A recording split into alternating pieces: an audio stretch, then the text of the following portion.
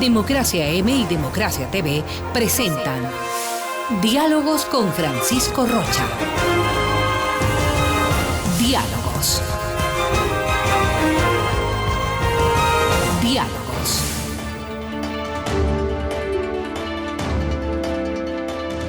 Buenas tardes, amigos, estamos iniciando Diálogos. Quiero saludar a la provincia de Manabí, que Manavisión va también a transmitir el programa. Están con nosotros el economista Jaime Carrera y el asambleísta Fabricio Villamar. El doctor Villamar, además de militancia política y su representación, está en el centro del debate, y Jaime Carrera, como todos podemos reconocer, y lo hemos hecho, no solo para los medios de comunicación, sino para el país, es una voz autorizada para reflexionar. Tiene una ventaja sobre todos, no tiene cálculo político, entonces es de los economistas que está al servicio del país. Muchas gracias a los dos por acompañarnos. Jaime, yo preferiría comenzar este rato con Fabricio, que es la parte política, ¿no? El programa decía qué salidas económicas tiene el país, pero reflexionando después, ¿estamos conscientes de que el país tiene problemas económicos, que hay que buscar salidas y que en esto el rol de la política, Fabricio, tiene un papel preponderante? Bienvenido, buenas tardes. Gracias, Jaime, Francisco, a quienes tienen la gentileza de vernos el día de hoy. A ver, yo creo que tenemos que partir por algo que parecería de perogrullo, y es ¿por qué el gobierno pide una ley de urgencia económica? ¿Por qué el gobierno pide que le aprueben una ley? Y me parece que lo lógico es decir, porque necesita. Claro. Y porque necesita en términos de, es posible que sean en términos de las mejoras de la administración, las mejoras institucionales, mejorar algunos sistemas, pero sobre todo porque requiere recursos.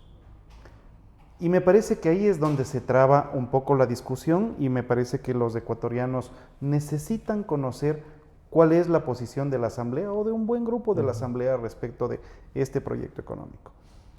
Si es que el proyecto lo que busca es recoger recursos para salvar la administración pública llevada adelante por el presidente Moreno, mucho de lo que se reclama es que se tiene que anclar el proyecto económico a un plan, y ese plan a una visión de la República. Ya. Y eso no existe. Lo único que existe, es responsabilidad solo del Ejecutivo, Fabricio. Lo único, a ver, es que ahí hay dos responsabilidades. La primera, la responsabilidad constitucional, que le otorga al Ejecutivo, solamente al Ejecutivo, la potestad de proponer normas tributarias. La Asamblea no puede generar normas tributarias. Pero le mandan a que debata, a que pula, a que mejore, no solo a decir no a todo. Sí, pero esa es la visión que tiene el gobierno. Yeah. Yo lo que estoy tratando de dar es una visión de república, más allá del gobierno, más allá de los partidos. Y parte de las cosas que nos hace falta como república desde hace bastante rato es una visión de a dónde va este país. Yeah. Y una vez que tengamos eso claro, cómo construimos un plan económico que nos lleve a eso, y para ejecutar ese plan económico, las leyes que usted requiera, no necesariamente de urgencia económica, sino las de trámite normal. La gente en la Asamblea, los representantes de los ecuatorianos en la Asamblea, lo que sienten es que se les pide que asuman la responsabilidad de generarles impuestos a los ecuatorianos para que continúe la misma forma de gasto que ha tenido la administración pública durante todos estos años.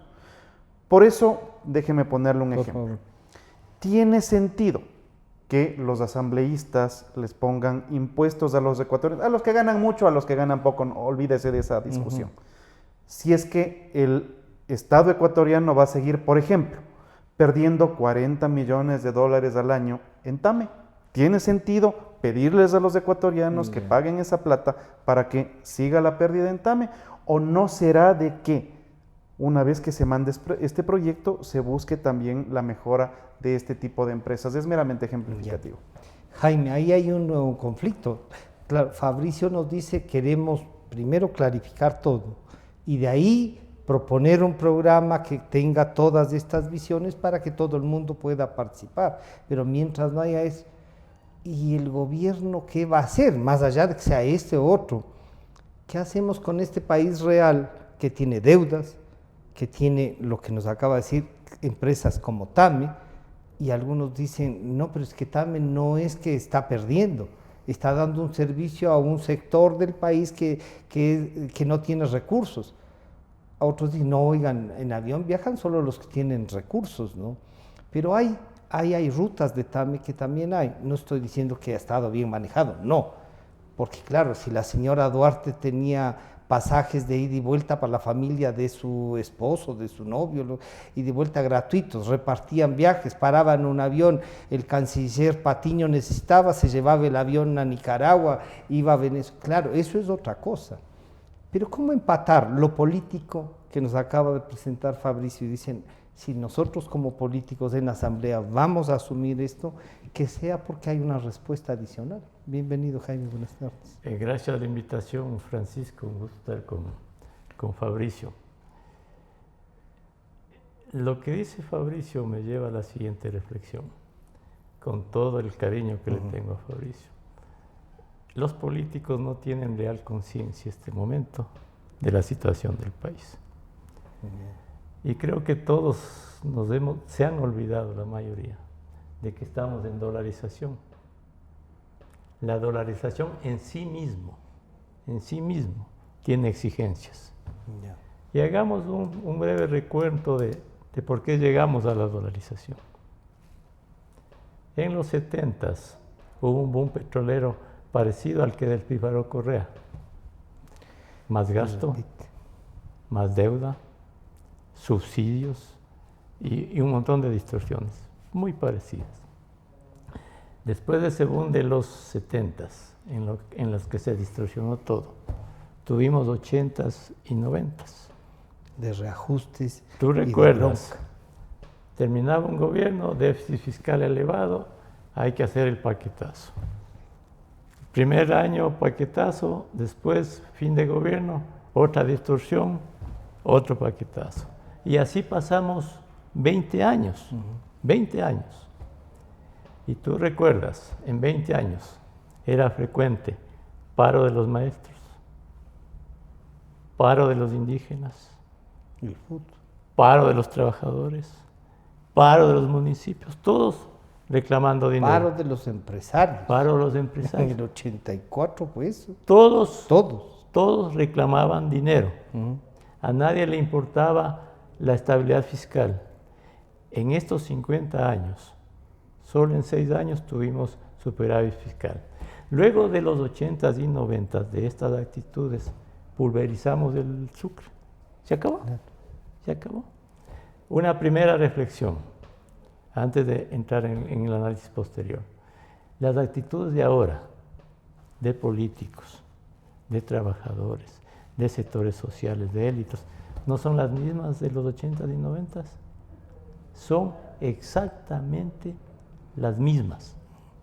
El mayor problema que se encuentra es que no tienen una propuesta. Entonces, mira, estamos actuando de la misma manera en una economía dolarizada. Una economía dolarizada. En los primeros años de dolarización, 2000-2006, luego del fuerte sacudón de la crisis del 99, la sociedad como que un poco estuvo proclive a hacer las cosas bien, ¿verdad? Entonces tuvimos en esos años superávit fiscal, el gasto público la mitad del que hay hoy, se redujo la deuda pública, hubo ahorros, la economía creció, fondos petroleros, fondo eléctrico, hubo fondos, 6.000 millones de dólares. Y se redujo la pobreza en esos 6 años. Esos 6 años de casi 50 años son los únicos que de manera constante hubo superávit fiscal. Los únicos.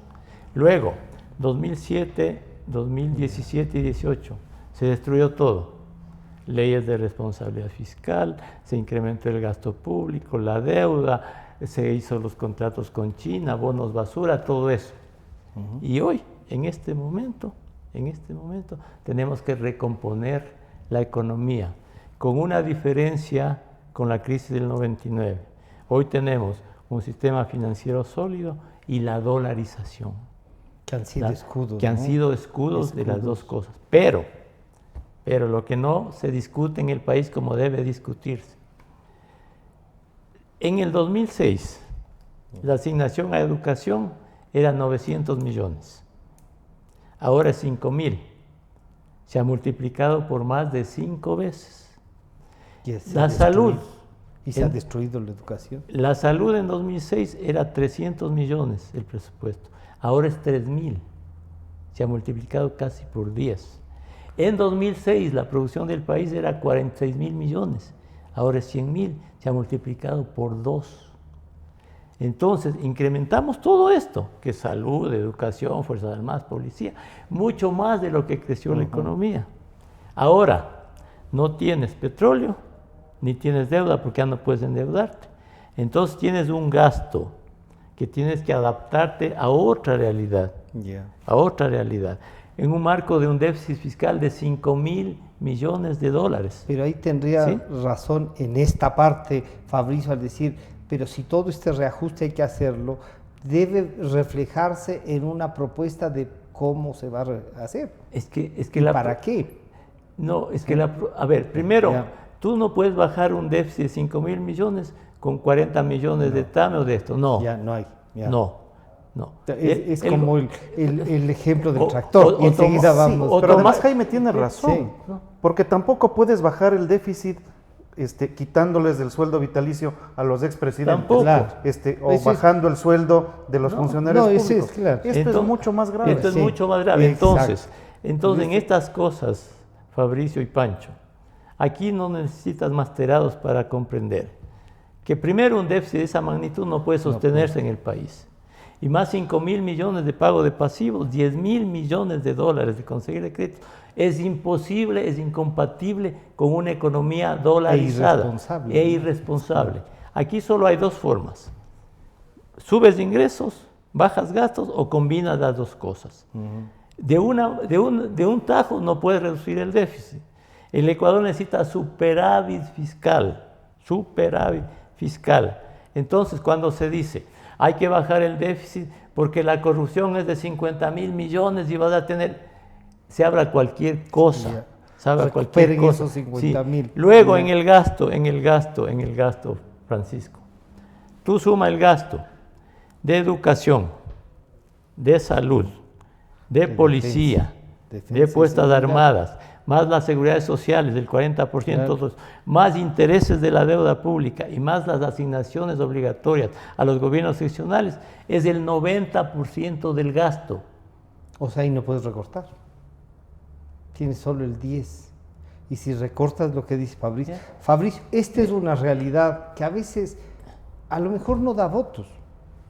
No, pero es que estamos completamente de acuerdo con la visión. Y uno dice ahí, ¿por qué nuestros líderes, por qué los que están y que fueron a representarnos, no reflexionan esto? Y todo es no.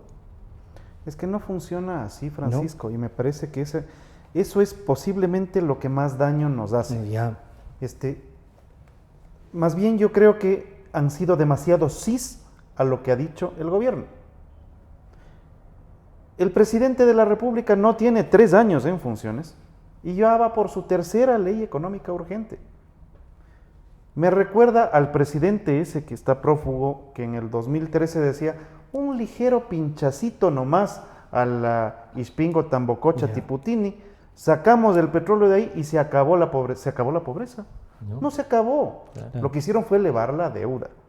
Entonces, no es que la clase política no tiene una noción de lo que está pasando en la República. De hecho, es bastante probable que tenga no solamente una noción sobre la economía, sino la que les falta en el otro lado, que es la noción de la política, porque la política también existe. ¿Cuándo vamos a descubrir eso? Eso está, pero Francisco, eso está en discusión permanente. Lo que hay que decirle al gobierno es, señor, con estos números que dice el economista Carrera, es imposible que usted le siga llevando hacia allá al Ecuador, pues. Porque lo que nos están diciendo es, verán, Denme más plata Ujú. que van a pagar ustedes de impuestos. ¿Qué es lo que necesita? Eso nos va a dar 700 millones. Ujú. Con esos 700 millones no hacemos nada. Y denme permiso para endeudarme en 5.000 millones más. ¿Quién va a pagar eso? ¿Quién va a pagar eso? Las personas que nos están viendo. Sí. Y los hijos de las personas que nos están viendo. Ok. ¿Y que entonces ¿Cómo se borramos sale eso? de esto? No, es que cómo se sale todo el mundo y en efecto, Ujú. aquí no se necesita un PhD en economía, esto es sencillísimo, es como en la casa de las personas que nos Sí, están o viendo. sea, hay que ir con el sueldo. ¿Quieres gastarte 5.000? Bueno, ganas 5.000, ¿sí? Si es que gastaste 6.000 cuando ganas 5.000, adquiriste una deuda. Entonces, o el otro año ahorras más o ganas más. No tienes otra vuelta para poder equilibrarte porque no somos una isla. Hay que cubrir las deudas. ¿Cuál es el problema del endeudamiento que se tiene? El endeudamiento anterior de la República del Ecuador fue un endeudamiento caro e irresponsable. Ya. Bueno, Pero está para ahí. que tengas una idea, el Ecuador terminó contratando deuda con los chinos, apalancándola con el petróleo y contratando deuda al 11% más o menos. Colombia contrataba el 2.5%. 3, 4, 5. Bolivia contrataba el 1.8, Perú contrataba el 3. Solamente los giles de los ecuatorianos terminábamos pagando 4 y 5 Pero veces porque más el por un resto del crédito. mundo sí ve el estado de la economía. Bueno, pero es que esa es la discusión central Ya. de este momento, Francisco. Si lo que yo estoy diciendo es, hay que darle al gobierno las herramientas que requiera, pero estas tienen que estar adecuadas a algo que le dé confianza que el Ecuador va a poder superar este problema. Y no le da confianza cuando el gobierno nacional, en un acuerdo político, logró que se le dé un permiso libre para poder endeudarse durante los próximos 3 años. Sin techo, sin permiso de la Asamblea. Durante los próximos 3 años pueden seguirse endeudando. Bueno, Es que esa es la alternativa que les queda, ¿no? entonces, hay A ver. gente que critica y dice, es que la Asamblea no le dio la ley que el presidente quería. Yo te garantizo, Francisco, que la ley que salga antes del 31 de diciembre será cualitativamente mejor que la que querían sacar antes, porque ahora, en cambio, les toca presentar algo que no meta trampas en el camino. Pero Fabricio, ahí la responsabilidad legislativa. Si ven que vienen trampas, eliminen las trampas, aprueben, propongan cosas y aprueben un proyecto. Pues. Francisco, Aprueben un proyecto antes de que les llegue el presupuesto general del Estado. déjame ponerte este ejemplo. Sí. ¿Qué pasa si te piden a ti que votes una norma que te dice, les vamos a perdonar los intereses causados a los pobres estudiantes que contrajeron crédito educativo con el IES? Por la novelería de que todo el mundo Exactamente. necesitaba Entonces ahí PhD. tienes 10.000 estudiantes que necesitan que les condones las deudas. Ya. Pero para aprobarte eso, necesito que le autorices a que el ente rector de la economía, ¿quién es el ente rector de la economía? El Ministerio de Finanzas. Pueda utilizar los recursos de los municipios, del IES, del BIES, etcétera, en casos de emergencias Ya. fiscales. Niégale. Ok, eso es lo que pasó. Mira, pero niégale eso. Y el resto, 400 esto es meramente artículos. ejemplificativo, Francisco, porque cuando llegó ya no eran los 400 artículos, pero sí me parece que hay una condescendencia excesiva Ya. con la irresponsabilidad del gobierno. El gobierno mandó una ley que tenía artículos repetidos. No me hagan a mí defender Sí. una ley en la que yo no creo. Ya no, de ¿Ya? acuerdo. Y no me hagan defender la otra posición porque todo el es? mundo piensa que se les ha hecho el juego aquí a los indígenas, a los socialcristianos o a los correístas. Sí. Y a nadie se le ocurre pensar que esto era lo más racional que se podía hacer para forzarle al gobierno a mandar una mejor ley, que a propósito todavía no llega. Ahí está. Y Fabricio dice, no hay cálculo, no estamos haciendo el juego. Pero ya en el resultado final, les vemos sentados en la rueda de prensa casi todos los otros sectores, y nada menos que ahí el secretario de Semplades del gobierno de Correa. Y salen y se abrazan porque han derrotado la ley, un éxito. Y los indígenas nos lanzan un proyecto, entre comillas, un programa económico, que uno dice, que somos una banda de imbéciles del resto, ¿qué pasó? Jaime, cómo reaccionar a esto que también tiene un racionamiento político, pero que le hace falta, como le he dicho a Fabricio, una propuesta. Mire, el país yo creo que está fracturado, está roto, está con un cúmulo de sin razones, sin racionalidades. Es lamentable. Al margen de cualquier visión política, social, hay una realidad que es la que está allí. Es cierto que el gobierno ha cometido errores y es muy cierto y es un monumento a la verdad la destrucción de las cuentas públicas y de la economía en el gobierno anterior. Eso es absolutamente cierto y arreglar eso le va a llevar al país muchos años. Y lo lamentable al momento es que, vuelvo a insistir, no hay plena conciencia del tema, no hay plena conciencia de lo que se puede venir en el Ecuador. Y vuelvo a insistir, y lo haré 1000 veces. En sí mismo, una economía dolarizada Es en sí una mismo restricción. es una restricción y te exige cuentas públicas superavitarias, una economía sana, un país mejor, un trabajador más eficiente, un exportador más eficiente, un empresario más eficiente, un país más eficiente. Aquí no puedes imprimir dólares. No hay máquina para eso. El Ecuador tiene que ganarse esos dólares afuera. Y el Ecuador solo va a estar mejor cuando exporte más y atraiga inversiones, porque de ahí vienen los dólares. Aquí no hay milagros. Entonces, sí. ¿Cómo llegas a eso en la situación actual, en esta? Un poquito de historia reciente. El déficit de 5.000 millones es crónico. Viene desde hace algunos años. Desde el 14, ¿no? Desde hace algunos años. Para llegar a ese déficit, el gobierno anterior colocó deuda y deuda y deuda. Esos bonos basura, 17.700 millones de dólares. Y más préstamos con China, preventas petroleras, todo eso. Este gobierno cometió el error de en el primer año y más seguir con la misma política. Claro. Fue la misma política. Claro, y la reacción política de Fabricio claro, Díaz, pero, oigan, pero no cambia. Sí, pero cuando más tardas en resolver los problemas, más costoso claro, y difícil es. Llegó un momento en este año en el que el gobierno ya no podía seguir endeudándose a esas tasas. No podía, no. Era imposible. ¿Qué vino? El acuerdo con el Fondo La carta de intención. La carta de intención. Sí. Muchos dicen, el Fondo Monetario no.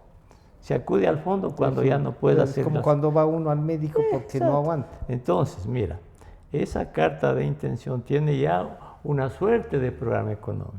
No es lo mejor, claro, pero tiene una visión, ¿no es cierto?, que se requiere en dolarización, manejar bien las cuentas, generar un panorama para que la economía crezca en el mediano plazo. Esa es una suerte de visión ya, no es visión económica del fondo, es lo que el país quiere. Ve, entonces en este año, ya firmada la carta, ¿no es cierto?, allí se decía y se dice, los multilaterales y el fondo van a prestar al país 4.000 millones de dólares. Y eso están haciendo rato. Le han ido dando. Imagínate el aspecto contrario. ¿Qué hubiese pasado si esos organismos no le daban 4.000 millones al país? No, tenía que ir a buscar no al 11, sino al 15. Entonces, en ese contexto, el acuerdo con el fondo le ha dicho al gobierno y al país, usted tiene que reducir gastos y generar ingresos. Algo ha reducido de gastos el gobierno, algo ha hecho, no lo suficiente, claro, pero algo ha hecho, porque tiene restricciones, es cierto, tiene restricciones, pero debería hacer más, sí, pero no es suficiente. Entonces, el gobierno algo ha reducido el gasto y hay un acuerdo con el fondo. Entonces, en el acuerdo, no en el país, yo prefiero no hablar ni del fondo ni del gobierno, porque el gobierno administra la plata del país, del país. Entonces, aún reduciendo un poco el gasto del país, un poco más, le falta plata, porque no puede seguir endeudándose. Entonces, el gobierno dijo, había la intención de subir el IVA, pero eso estaba negado. Era lo mismo que se sube la gasolina. Entonces bloqueado. Luego dijo, ante eso, no tengo dinero, voy a eliminar el subsidio a los combustibles. Una buena medida. Esa Es era lo que la hay que medida. hacer en el país. Tenemos las consecuencias de octubre. Sí, una reacción. Ya, negado, ¿no es cierto? Reducir gastos Hasta lo que hasta puedan lo ahí. que se puede. Ya, problemas. Ya. Y seguirte endeudando a esas tasas. Y claro, como dice, Luego de todo este entorno, el gobierno manda esta ley que es rechazada, ¿no es cierto? Que pretendían recaudar 700 millones de dólares, que en algo podía que podía le oxigenaba aumentar, algo. Contribuir reducir a algo. reducir el déficit. Aquí quiero hacer una distinción clave. El país tiene que reducir el déficit, no financiar los déficits con deuda y con deuda. Son dos cosas diferentes. Hay que reducir, Claro. pero déjame Y ahí, terminar. ya. Luego de todo esto, se mandó esa ley y se rechazó, ¿no es cierto? Y se rechazó. El momento en que se rechazó la ley, no importa las consideraciones políticas, sociales, lo que sea, ¿cuál fue la reacción del mundo mercado, económico? sí. ¿Cuál fue la Se reacción? disparó el Riesgo riesgo país, 1.228 puntos. 1.228 puntos. Al doble. Así se mueven las economías. Sal a colocar bonos de este rato en el mercado. 15% de interés. Imposible. Más. Y yo he conversado con inversionistas de afuera. Les he dicho, ¿ustedes qué pasa? Ya no hay mercado para el país. Entonces, el país no puede tener más ingresos. Tiene dificultades para reducir gasto y no puede acceder a los créditos. No. Entonces, pongámonos en el plano del gobierno. Tú y hemos estado manejando esto y hemos manejado crisis, ¿no es cierto? ¿Qué le queda al país? No al gobierno, al país. Cambiar las expectativas este rato para tratar de sobrevivir hasta el próximo hasta gobierno. cuando vengan los que quieren gobernar. Exacto. Y que les va a pasar lo Y mismo. que les va a pasar lo mismo. Sí. Exactamente. Fabricio, esta visión, que a ratos uno dice, ¿por qué no? En las consideraciones políticas tú has sido muy claro. No sé si ya tienes candidato a la presidencia para ver si te ha contado qué está pensando hacer con esto. Pero tú como legislador, y yo espero que vuelvas a la Cámara o que tengas Mi otras candidato es representaciones. Francisco Rocha. Bueno, muchas gracias. No te portes como Correa, que en medio vi un periodista que le pregunta algo, le candidatiza, y lo peor que ellos se creen. Sí. Pero Fabricio, este es un momento difícil. Yo comparto con lo que dice Jaime, la mejor medida era la eliminación de los combustibles y focalizando a los sectores más pobres de cómo debíamos defenderlos. No fue posible, se armó la batalla campal, nos pusieron el ejemplo del tractorcito y uno dice, si alguien tiene un tractor que usa 20 galones de diésel por día, debe tener una hacienda, pero la hacienda, porque además el tractor no se usa todos los días. Pero bueno, nos mintieron y se nos rieron en cadena nacional. Hay la posibilidad de que políticamente hablando, porque alguien dice, no le pidas que se eche un tiro, sí, pero alguien actúe, y voy a usar, qué sé yo, a Ortega y Gasset, la meditación del pueblo joven de mediados del siglo pasado, a la política de ideas y de racionalidad hay que volver con urgencia. ¿Sí? Pero eso es lo que se está intentando. Sí. Eso es lo que se está intentando. El resultado precisamente de la falta de trabajo político del gobierno sobre la Asamblea condujo a este resultado. La política también existe. Claro. No vamos a prescindir. Esto es lo que permite el gobierno de las naciones, no del Ecuador, de todo el mundo. No se logran a veces transmitir con suficiencia los conceptos sobre los cuales tiene que funcionar la política. Eso es otra historia. Esa es incapacidad de cierta clase política. Sobre los planteamientos que hace Jaime respecto de la economía, todos estamos conscientes. Pero adicional, no es así. No es que no importa. ¿Ya? El verdadero lío es que tenemos problemas que les corresponden a los ciudadanos, a los ecuatorianos, a las personas, y que no estamos dispuestos a enfrentar. Déjame ponerlo de esta manera. Realmente nosotros lo que tenemos es un problema de ética laboral. Ya. Entonces, es bastante probable que a la gente le guste ganar su sueldo completo, pero trabajando menos de las 8 horas, o trabajando con menos calidad de lo que se requeriría para esas 8 horas. ¿Qué es lo que reclamaba Jaime? Una dolarización impone ciertas condiciones restricciones totales. Sí, en algunos señor. casos. Entonces, ¿cuál ha sido el beneficio de la dolarización?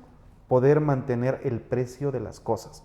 Que al final del mes tu sueldo siga comprando lo que compraba el mes anterior. Las variaciones del valor del dinero en dolarización son ínfimas respecto de lo que nos pasaba en dolarización. Te ha dado una garantía teniendo nuestra propia moneda. El prófugo expresidente, en cambio, se quejaba amargamente de poder tener la capacidad de perder el valor adquisitivo de la moneda para administrar la economía. Habría devaluado una barbaridad. la cantidad de veces esto es lo posibles. que tiene a la República en este momento. 20 años. Tenemos un problema de ética laboral, tenemos un problema de ética empresarial. El empresario ecuatoriano es feliz cuando el gobierno impide la entrada de productos que le vengan a competir. Y se consuela con el mercado de 16 millones de ecuatorianos y no está dispuesto a arriesgarse a exportar, la mayoría. Pero te va a decir es que el salario es más alto, es que la competitividad. Siempre van a poner Y nunca quieren ceder nada, ellos tampoco. Así el ministro de Finanzas era presidente de ellos y ahora resulta casi un bandolero. Bueno, resulta que todo el mundo quiere exprimirle al Estado y nadie quiere aportar. Ahí está. Entonces, tenemos un problema. Políticamente correcto ha estado ahí. Sí, pero es que ese es el punto. Tú no puedes, y esta es parte de las cosas sobre las que se necesita también un acuerdo político. Si no le vienen y le cantan las plenas, como dicen los guambras, a la asamblea, para decirles, verán, necesito tal cantidad de plata o esto quiebra, ¿ya? Y tienen que ser así, y la gente tiene que tomar decisiones. Pero al mismo tiempo los ecuatorianos tenemos que tomar decisiones. Mira, estamos viviendo una tensa calma porque el problema con los indígenas no se ha solucionado. Está pendiente el decreto 883. Pero no se ha solucionado, del decreto 883, no se ha solucionado el problema de los indígenas nunca. Y tampoco se soluciona con este presupuesto. ¿Cómo no van a protestar los indígenas? Si es que son absolutamente excluidos de los programas de desarrollo económico. Viven en las peores condiciones. No hay nociones de urbanismo para los sectores de los indígenas. No hay nociones de transporte para los nacionales e indígenas. No hay entrada de electricidad rural para ellos. Pero olvídate no del alcantarillado. Trabajar para eso pienses en y el agua financiar potable. eso. Sí, pero, señor. Ok, eso no Fabricio, tiene. te está diciendo Como una no te tienen voy a eso, hacer una reflexión. Es el país en el año 78, ya la dictadura había comenzado el tema de electrificación. Julio César Trujillo planteó, ni bien llegó una ley de electrificación rural. Y ahora es común, casi en el 96% de las casas que haya electricidad. Francisco. Y tienes alcantarillado y tienes agua potable, tienes ciudades como Quito.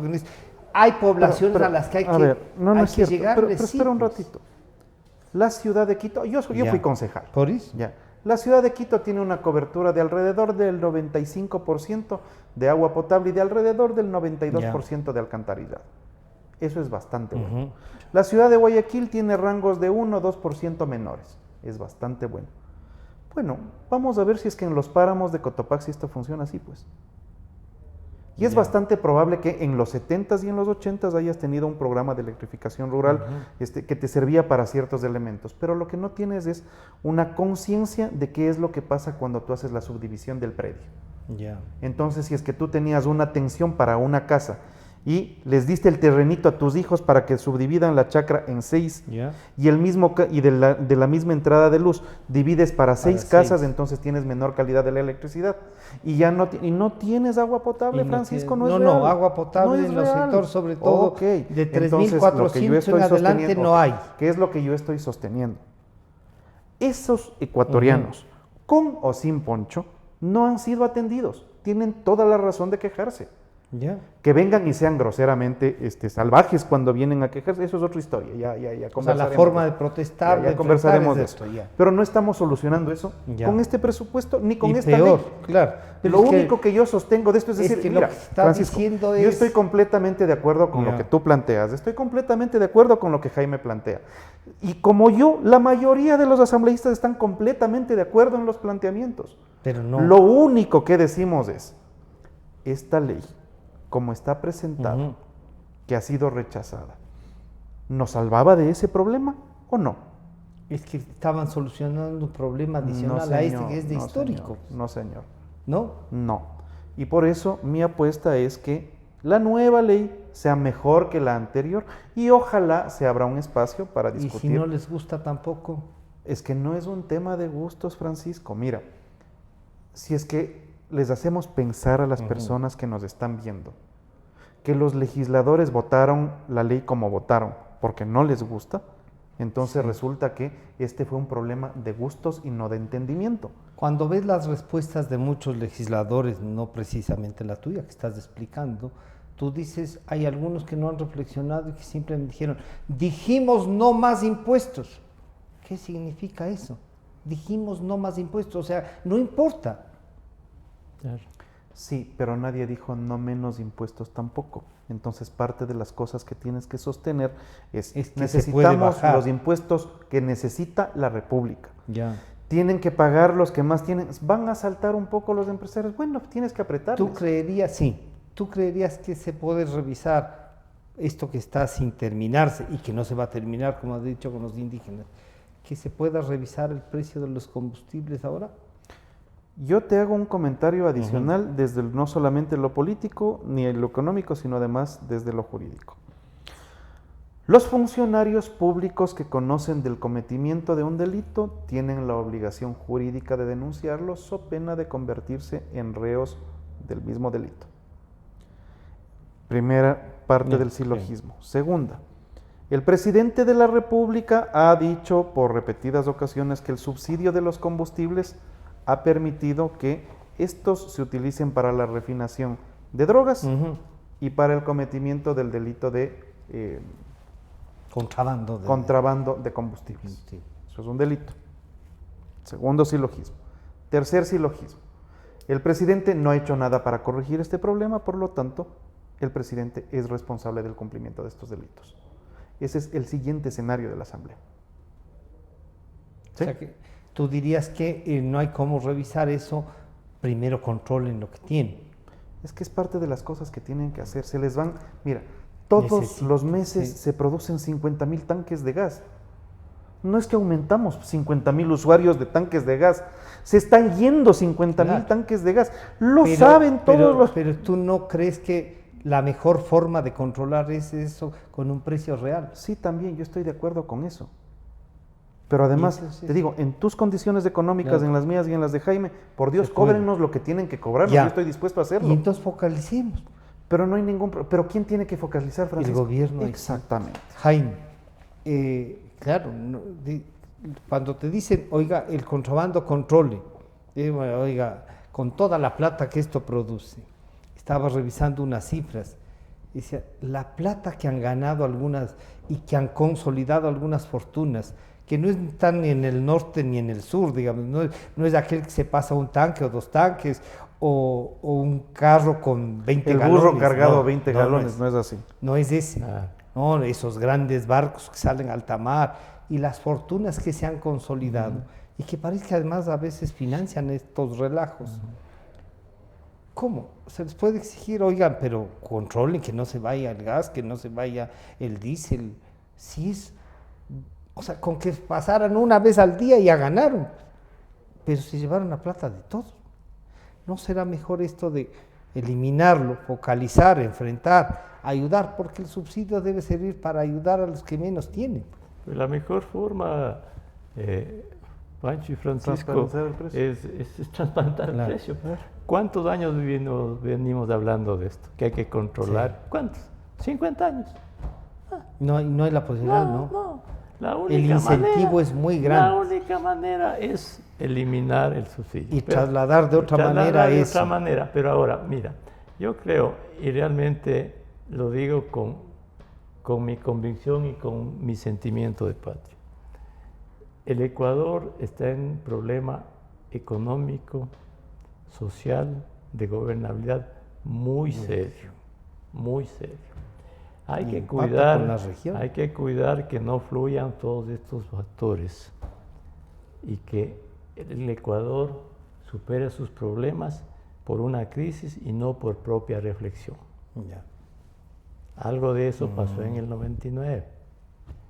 Entonces es imperativo de poner cualquier tipo de actitud de interés y llegar a acuerdos para sacar adelante el país. Para sacar adelante el país. Mirando con absoluta objetividad los números y las cifras y la situación actual, porque en estas cosas uno no se puede negar que 2 más 2 son 4.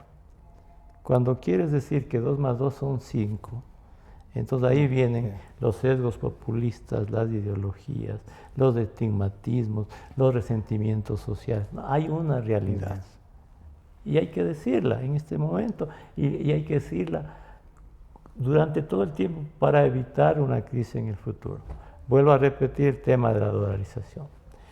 Yo sé que los indígenas tienen muchos problemas de desatención. ¿Sí? También hay 5 millones de desempleados, subempleados, que tienen tantos o más problemas que los indígenas. Que no es por etnia, sino es por el problema social general. Yo sé que el Ecuador, como Ecuador, produce $500 al mes por habitante. Es lo que producimos. Primero. Y nos gastamos. Y si queremos, claro, y si queremos estar mejor todos en dolarización, tenemos que producir más. No hay forma. Pero claro, ahí lo que sí reclama Fabricio es cómo producimos más y cuál va a ser el mecanismo. Entonces, para producir más necesitas arreglar las cuentas. Arreglar las cosas macros y arreglar las cosas micro. Las cosas macro, inevitablemente, es superávit público, sistema financiero sólido. Es que eso es lo macro. Ahora, con buena intención, Fabricio dice, entonces hay que darles a los indígenas algo. Pero entonces partamos de una realidad. Tú estuviste en finanzas con Mauricio Yepes. Nosotros nos conocemos de hace años en estos manejos. Si estás en cualquier gobierno, en este y en el próximo gobierno va a tener esto, lo mismo. Digamos que no se hace nada. Va a tener que enfrentarse. Entonces, digamos que el próximo gobierno, quien quiera que sea, dice, me siento, señores, ¿cuánto tengo de ingresos? Tanto, ¿cuánto tengo de gastos? Tanto, me faltan 5.000 millones. Ya. Entonces, Fabricio dice, hay que darles más a los indígenas, pero el gobierno va a decir, señores, con 5.000 millones de déficit, lo que tengo este rato, no puedo sostener lo que tengo en este momento, no puedo. Entonces, ¿Cómo genero más? Exacto. Mi primera preocupación tiene que ser tratar de sostener lo que tengo. Entonces, para esto tengo que arreglar el déficit, no tengo otra alternativa. Y después, cuando ya arreglo estas cosas, ahí sí voy a decir, a ver, de esto voy a redistribuir a lo mejor para los indígenas, para todos, darles un poco más, pero un marco de estabilidad, un marco de orden, ¿no es cierto? Pero primero tienes que ordenar las cosas, ¿no? Y luego, es que así han progresado los países, Pancho. Primero ordenas las cosas, ¿verdad? Sí, es la primera. Y luego te liberas de las tensiones fiscales y ya no, mi preocupación no es esa, sino de hoy en adelante mi preocupación va a ser atraer inversiones, exportar, mejorar la competitividad para que cada vez avancemos. O sea, demos pasos. Exacto, es que hay un paso. Entonces, mientras el país más se tarde en arreglar esto, más va a vivir en el futuro con las tensiones y no va a preocuparse del resto. Entonces, Fabricio decía un modelo económico en dolarización. En líneas te voy a decir el modelo económico en dolarización. En dolarización tenemos 2 postulados fuertes. Crecer y dentro del crecimiento disminuir las desigualdades, que hoy están de moda en toda América Latina. Sí. ¿Cómo disminuir las desigualdades? En dolarización. Creciendo fuertemente, porque una de las formas de disminuir las desigualdades es generar trabajo. Y para generar trabajo hay que crecer e invertir en dolarización. Luego en dolarización, Tienes que hacer que el Estado atienda más a educación, a salud, a los indígenas, en un marco de orden fiscal. Claro. No hay otra Para que manera. pueda- ¿sí? Para que puedas atender. Entonces, dentro de un orden fiscal privilegia de educación, salud, seguridad, y vas creciendo en el futuro y vas dándole más plata a educación y salud y vas dándole trabajo a la gente. Claro. Pero en ese marco, esa teoría sencilla, simple, le va a llevar años al Ecuador, años. Y te voy a agregar algo más, Francisco. Y ayer les dije a empresarios, yo me reuní con empresarios de ayer, y les dije, miren señores, adaptar la bonanza, el desajuste a una economía dolarizada de escasez claro. va a llevar muchos años. Y están conscientes. Si están conscientes. Sí. Y Pero- entonces, porque alguien decía, hay que bajar las tasas de interés. Sí, hay que bajar las tasas de interés.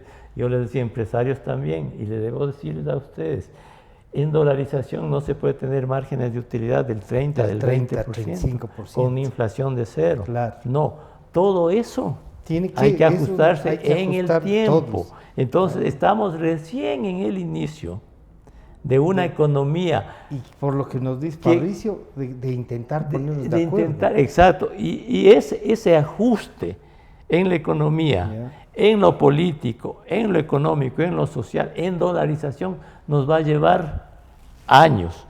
Mientras más rápido superemos eso y crezcamos, van a ser menores las tensiones. ¿Por qué, Francisco? Porque si nos demoramos en esto, No, la tensión las explota. impaciencias colectivas, ¿no es cierto? Esto ¿Qué hacen las impaciencias colectivas? Añoran los populismos, Claro, y te llevan desajustan al las economías y te vuelven al mismo problema. Señores, Fabricio, una respuesta, se nos está yendo el tiempo. ¿Tú creerías entonces que primero la percepción es que sí pueden mandar un mejor proyecto y que ese proyecto puede ser tratado? Y que además, no sé, es que se podría hacer lo del combustible también. Todo eso pues, es para dar el servicio a todos. Uno dice, políticamente uno pensaría, ¿para qué sirven las juntas parroquiales? ¿Y cuánto cuestan? Claro. Uno dice, ahí hay casi $1.000 millones, ¿no? ¿Para qué sirve? Mira, Jaime nos ha dado algunos Sí. datos que resultan interesantísimos. ¿Cuánto se gastaba en el 2006 en educación? 900 millones. ¿Y ahora? 5.000. 5 veces más. Sí. ¿Mejoró la educación en el Ecuador? No, lo empeoraron.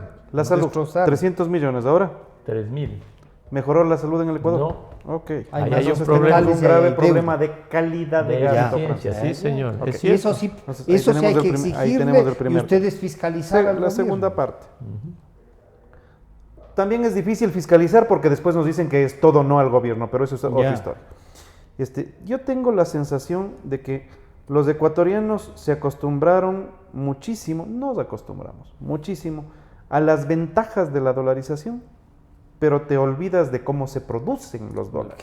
¿Cómo tienen que Exactamente. llegar Ese es los un- dólares? De Ya. acuerdo, Ahí exactamente. sí. Parte de los problemas que Ujú. nosotros tenemos es un nos absoluto creemos desconocimiento del dueños del valor dólar. del dinero. Sí, señor.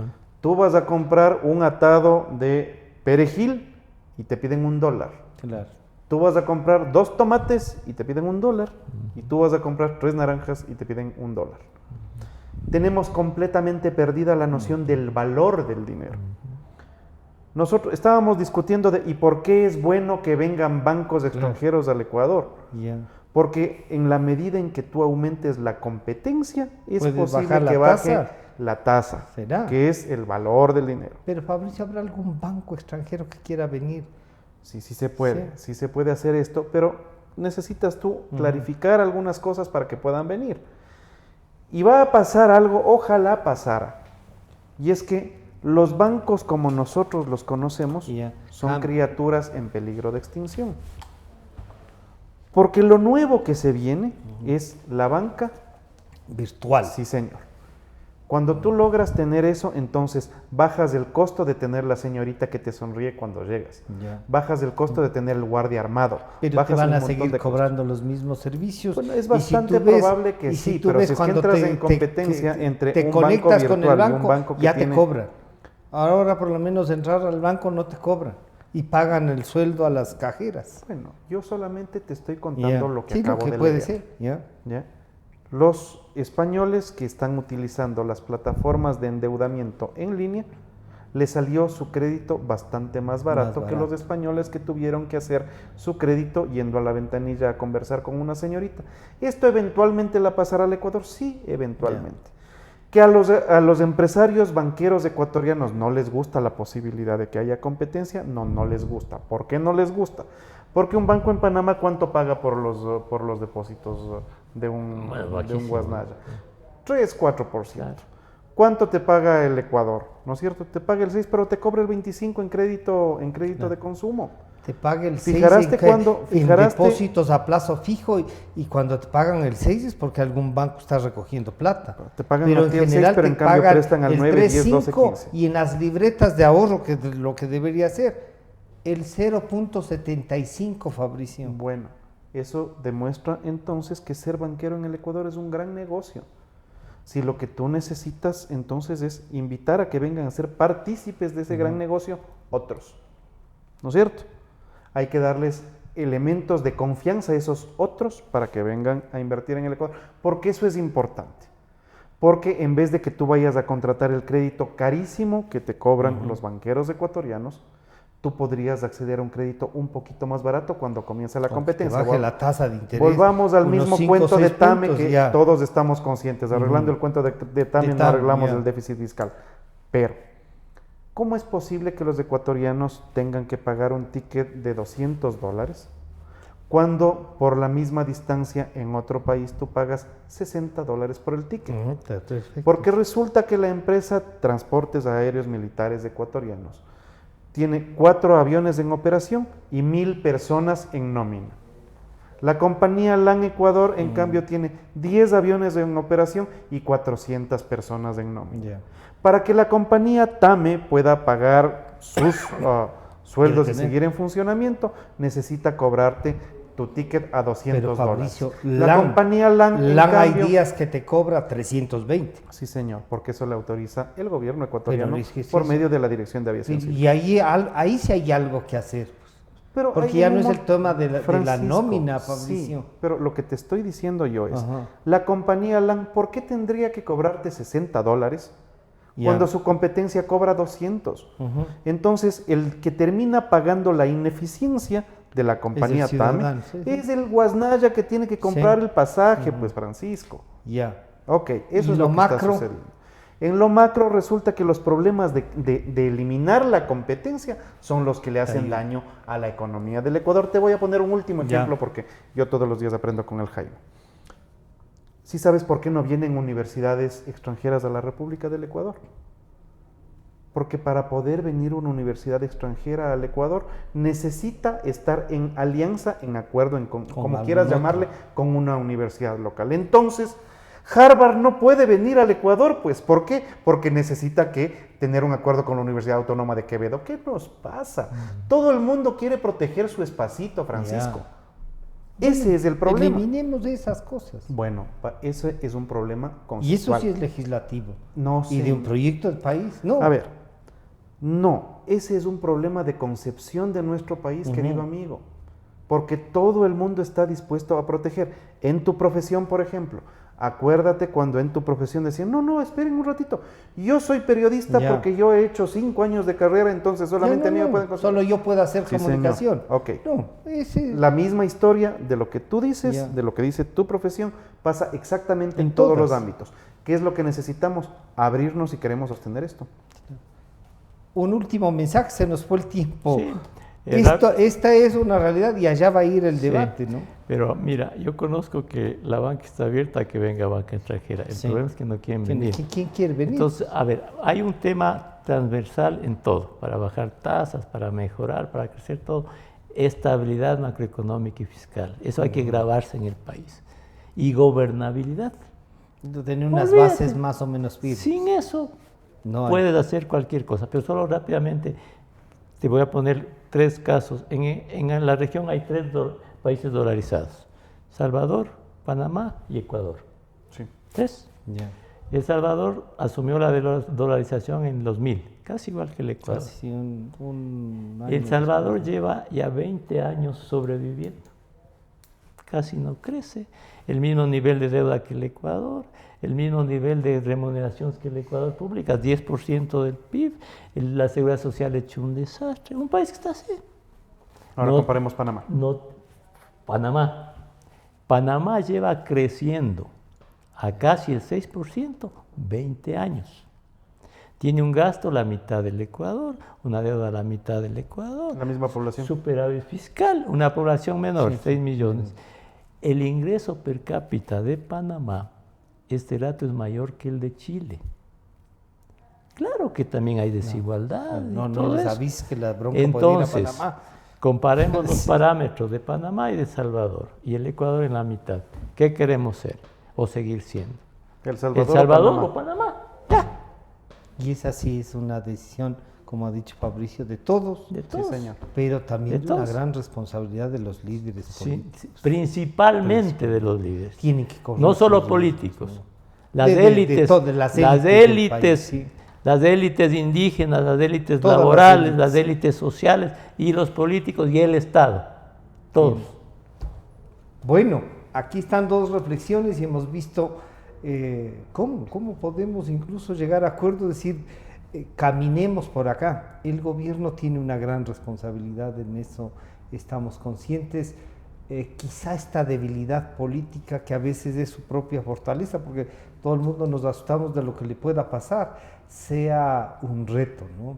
Ha estado Fabricio Villamar y Jaime Carrera con nosotros.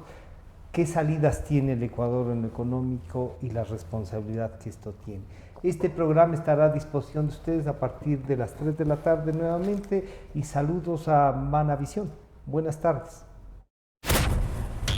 Democracia. Sobre la emergencia de gas y energía que se está viviendo en la costa caribe.